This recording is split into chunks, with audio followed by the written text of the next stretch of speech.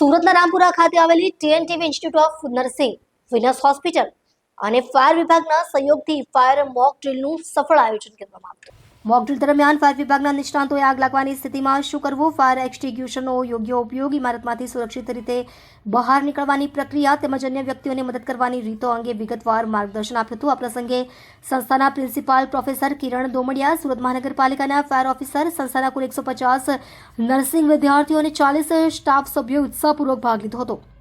આ કાર્યક્રમનો મુખ્ય ઉદ્દેશ વિદ્યાર્થીઓ તથા સ્ટાફમાં મોટી દુર્ઘટનાઓ, આગ જેવી આકસ્મિક પરિસ્થિતિમાં ત્વરિત પ્રતિસાદ, સુરક્ષા અને બચાવની જાગૃતિ વધારવાનો હતો. આ પ્રાયોગિક તાલીમથી તમામ ભાગીદારોમાં આત્મવિશ્વાસ વધ્યો છે અને તેઓ કટોકટી માટે વધુ તૈયાર થયા છે.